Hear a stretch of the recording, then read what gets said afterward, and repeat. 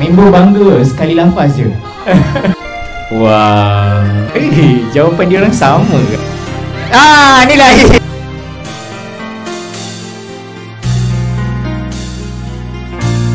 Selamat datang ke Daun Grand Hall Kuala Lumpur. Majlis kini mempersembahkan perarakan masuk dulang mas kahwin dan dulang hantaran mewakili bakal mempelai lelaki dan bakal mempelai perempuan.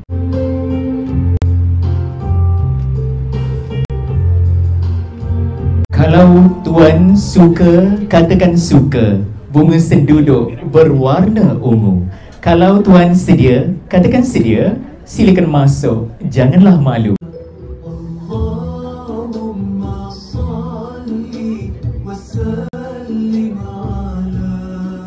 Seterusnya, siapa sudi pergi ke taman, tentunya ditemani rakan dan taulan. Siapa lagi orang di laman, tentunya saudari si manis rupawan.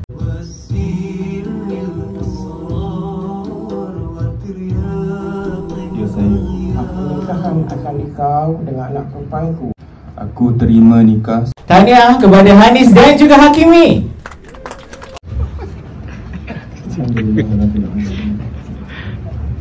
Member bangga sekali lafaz je.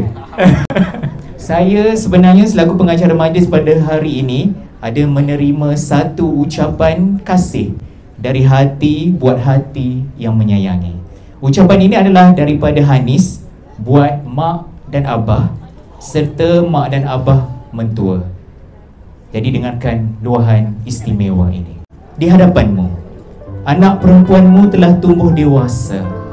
Mengharapkan doa restu daripada abah dan mak untuk dinikahkan kepada seorang lelaki yang cinta kepada Allah, cinta kepada Rasulnya, cinta kepada keluarganya, cinta dan sayang kepada ibunya, dan kasih kepada ayahnya. Lelaki yang Allah kirimkan untuk Anis, yang merupakan jawapan dari doa-doa Anis selama ini.